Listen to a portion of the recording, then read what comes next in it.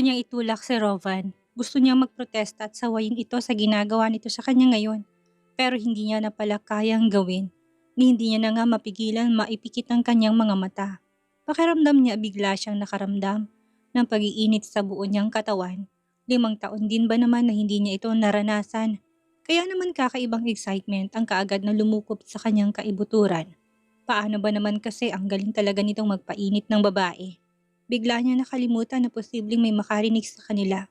Sakto lang ang laki ng kwarto at alam niyang hindi ito soundproof. Bahala na. Bahala na. Wala naman sigurong makakarinig sa kanila. Lalo na't naririnig niya din mula sa labas ang malakas na patak ng ulan sa bubong ng bahay. Yes, nagumpisa ng umulan. Sakto lang dahil hindi niya kasi talaga mapigilan ang mapaungol dahil sa ginagawa nitong si Rovan sa katawan niya. I miss you so much, Mireya. Ikaw lang naman ang panaginip ko at matagal ko nang gusto na muli kang maangkin. Seryoso nitong bigkas. Rovan, I miss you too. Hindi ko alam kung ano nangyayari sa ating dalawa. Pero isa lang ang masasabi ko. Sobrang namimiss kita. Mahina niya ding sambit. Tuluyan na siyang kinain sa nararamdaman niya para dito.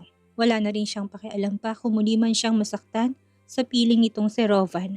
Basta ang importante ay ang ngayon. Ang sinabi niyang yon kay Rovan ay naging hudyat yata dito para muling ituloy ang nasimula nito. Ngayong nasa kandungan na ulit nila ang isa't isa, wala naman sigurong masama kung kusa siyang magpaubaya, hindi ba? Matatawag pa rin namang nakopol silang dalawa, lalo na't may 3 na silang anak. Basta, saka na lang siya mag-iisip ng kahit na ano, lalo na't nag-e-enjoy naman siya ngayon sa kandungan nitong si Rovan. Gusto niya ulit itong maramdaman. Gusto niya ulit na matikman ang init ng katawan nito at ang muling pag-angkin nito sa kanya. Wala naman sigurong masama kung muli niyang palayain. Ang nararamdaman niya, hindi ba? Wala naman sigurong masama kung muli niyang lasapin. Ang init ng katawan ni Rovan. Nandito na sila eh. Kanina pa siya bumigay kaya itutuloy-tuloy niya na lang siguro. I love you, Mireya. Mahina nitong bulong habang titig na titig ito sa kanyang mga mata. Hindi naman siya makapaniwala sa narinig. Hindi niya akalain na mismo ngayong gabi maririnig niya ang katagang iyon mula sa bibig nito. Rovan, sigurado ka ba? O baka naman sinasabi mo lang to ngayon sa akin dahil sa mga bata? Naluluha niyang tanong dito. God, kung isa man itong panaginip, ayaw niya nang magising pa. Hindi niya kasi akalain na maririnig niya ang katagang pagmamahal mula sa bibig ni Rovan. 5 taon din silang hindi nakita. Walang communication. Tapos sasabihin nito sa kanya ngayon na mahal siya nito?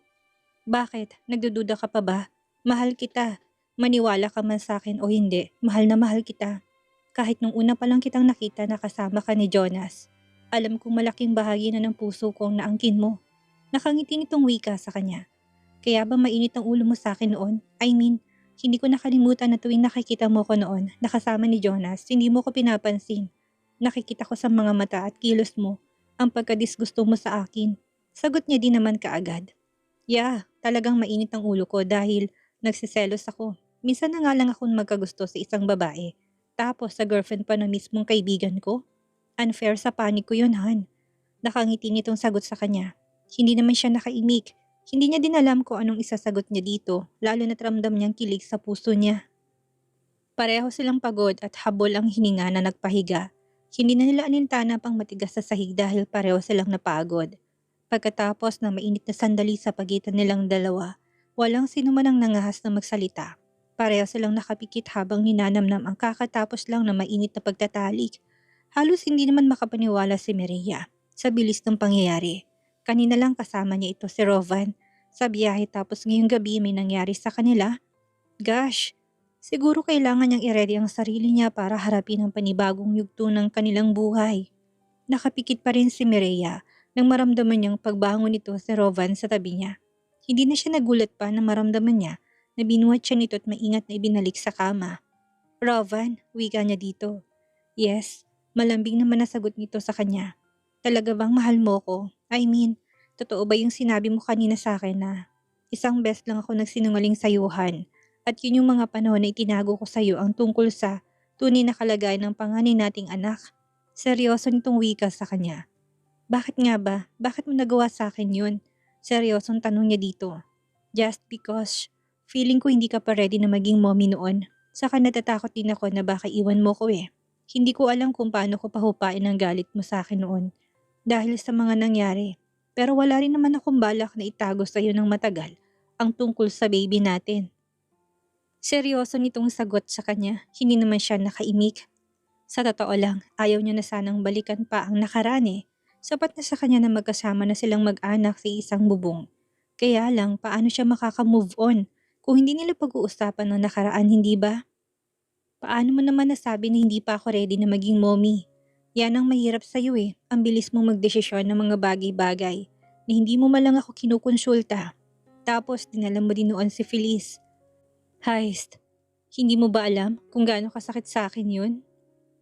Kunwaring nainis niyang wika dito. Buong paglalambing naman siya nitong niyakap. I am sorry, pinagsisihan ko ng lahat at pangako hindi na maulit yon. Sagot nito sa kanya. Talagang hindi na mauulit dahil hindi na kita bibigyan pa ng chance na gawin mo ulit yon. Remember, may 3 na tayong anak kaya dapat sa bawat desisyon na gagawin mo, palagi mo silang isasaalang-alang. Para walang away at hindi ulit kita lalayasan no, wika niya dito. As if naman, hahayaan kitang makatakas sa akin hindi ba? Ngayon nandito ka na ulit, alam mo ba kung anong plano ko? Nakangiti nitong tanong sa kanya. Kaagad naman siyang umiling. Ano? Bubuntisin kita na makailang ulit para sure na wala ka ng kawala pa. Nakangisi nitong wika at muling nalaki ang mga mata niya sa gulat nang muli na naman tong dumugan sa kanya. Pambihira, kakatapos lang nila eh, tapos gusto na naman ba niya? Rovan, pagod ako. Pwede bang time out na muna? Patulugin mo muna ako.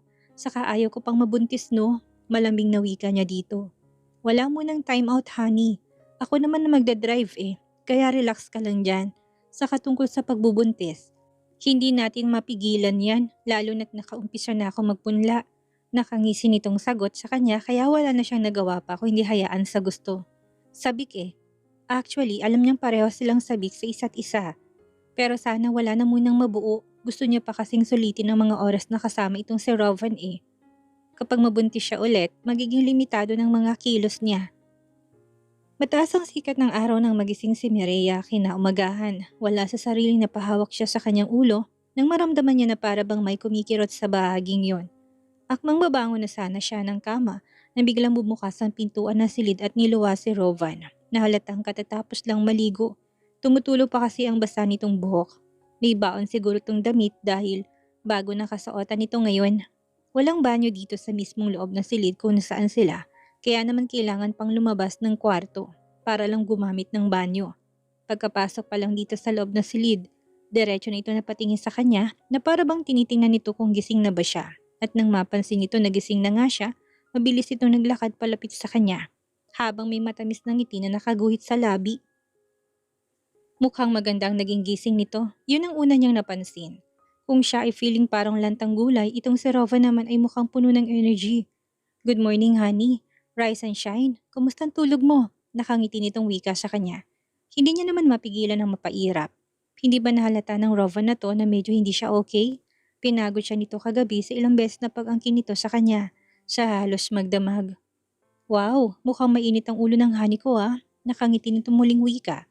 At pagkatapos sabihin ng katagang yon, walang pag-alinlangan na hinalikan siya nito sa labi. Hindi niya tuloy mapigilang makaramdam ng pagkailang, lalo na't feeling niya, bad breath pa siya. Good morning, Han. Mahinang sagot niya dahil ramdam niya talagang pananakit ng kanyang ulo. Anong oras na ba silang nakatulog kanina? Halos mag-umaga na kaya ramdam niyang pagod sa kanyang katawan.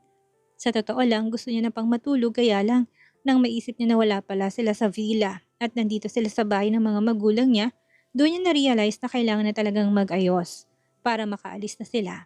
Tsaka kasi siya na hinahanap na siya ng mga anak nila eh. Anong gusto mong gawin ngayon? Tired? Gusto mo bang matulog na muna? You can sleep pero bago yan, kailangan mo munang kumain. Halos 11:00 na ng tanghali at wala pang laman ang sikmura mo. Wika nito na labis niya ikinagulat. Ha? 11:00? Ganun kabilis lumipas ang oras. Gulat niyang bigkas. Natatawa namang hinaplos ni Rovan ang kanyang pisngi. Yes, ganun kabilis. Tumawag na ako sa bahay. And you know what? Nasa mall ngayon ang mga bata. Kasama sila mommy at daddy. Ipag-shopping daw nilang mga apo nila. Kaya tsak na hindi tayo hanapin ng 3 ng mga oras na to. But of course, Kailangan din nating umuwi ngayong araw. Nakangiti nitong wika sa kanya. Pero inaantok pa ako, Rovan eh. Saka masakit ang katawan ko. Nasobrahan yata ako ng pagod kanina. Ungot niya dito. Natawa naman ito at nagulat na lang siya nang bigla na lang siya nitong buhatin. May alam akong paraan para matanggal ang pagod mo. Kailangan mong maliguhan. Sagot nito at gano'n na lang ang panlalaki ng mga mata niya. Sa gulat na naglalakad dito palabas ng pintuan ng silid. Sa takot na baka mabitawan siya nito, walang sabi-sabing kumapit siya dito. Han, anong ginagawa mo? Ibaba mo ko. Baka makita tayo nila nanay at tatay. Baka ano pang isipin nila eh. Reklamo niya dito pero parang walang narinig. Diretso nitong tinahak ang way patungo sa nag-iisang banyo dito sa second floor ng bahay.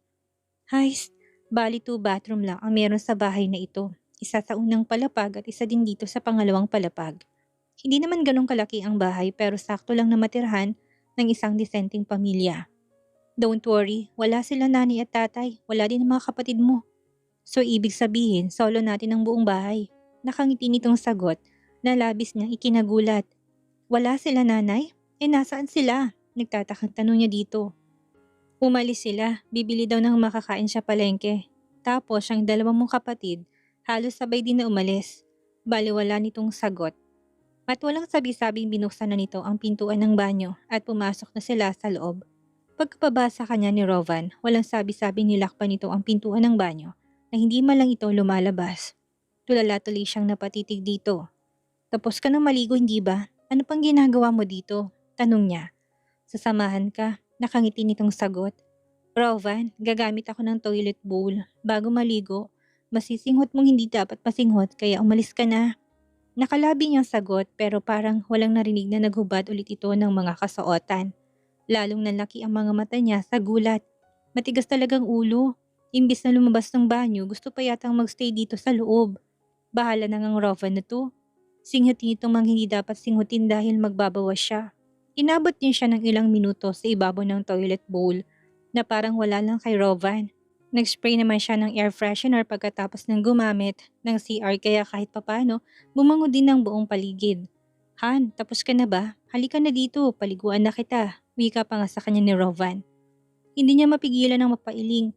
Alam niya hindi niya talaga mapabago ang isipan nitong si Rovan. Kung ano tumatakbo sa isipan nito, yun talagang mangyayari at hindi niya talaga ito mapipigilan. Kailangan na muna ng matinding acrobatic ng katawan bago siguro siya makaligo dahil ang tuluyan na niyang nahubad ang kanyang kasuotan. Walang sabi-sabing basta na lang siyang niyakap ni Rovan. At sabay na silang tumapad sa tubig na nagmumula sa shower. Ramdam niyang katigasan ito kaya naman, imbis na paliligong at tupagin niya, iba ang nangyari.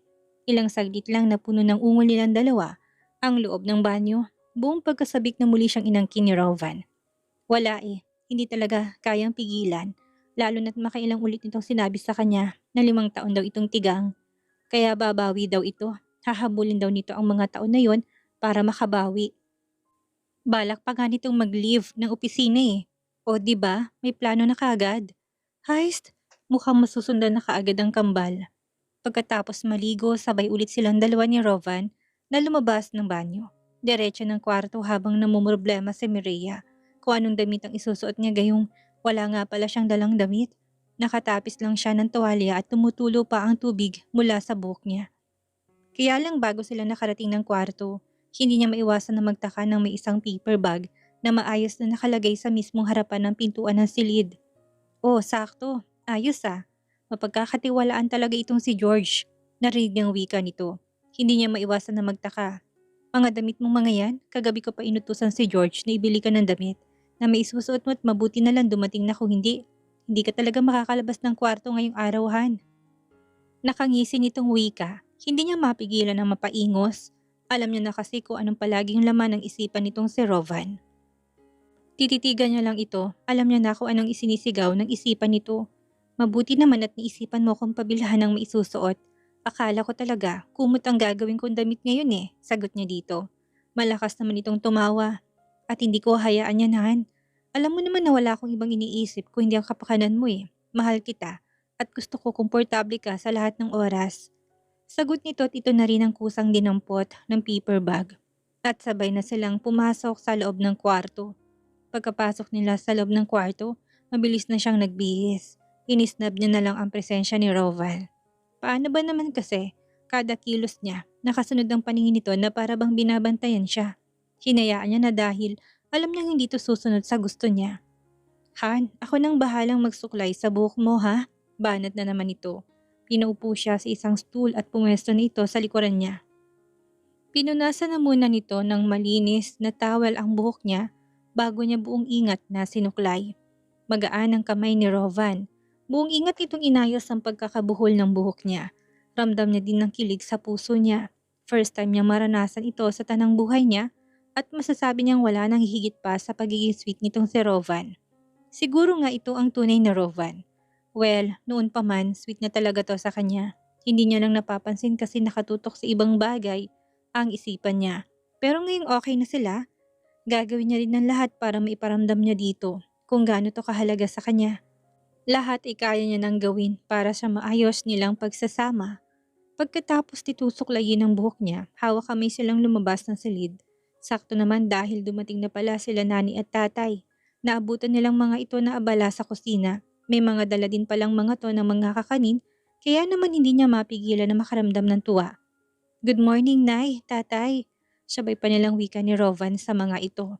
Sabay namang napangiti ang dalawa bago nito itinuro ang mga dalang pagkain. Good morning sa inyong dalawa. Kumain na kayo. Teka lang, anong gusto niyong inumin at ipagtitimpla ko kayo? Sagot naman kaagad ni Tatay. Tay, ako na pong bahala. Kaya na po namin ni Rovan ang mga sarili namin. Nakangiti niyang sagot dito.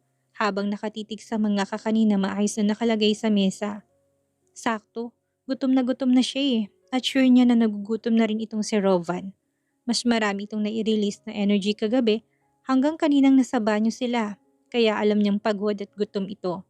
Tanghali na at kung nag-alboroto na ang tiyan niya sa gutom, paano pa kaya itong si Rovan?